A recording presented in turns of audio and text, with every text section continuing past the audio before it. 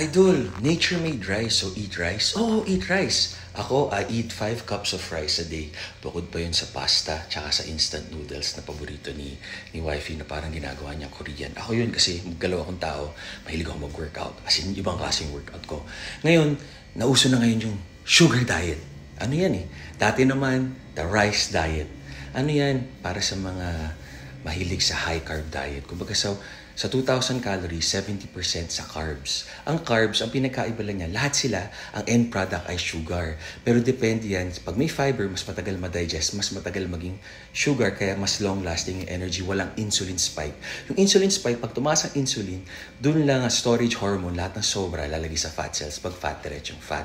Okay yung rice diet, all in moderation or calorie deficit para pumayat.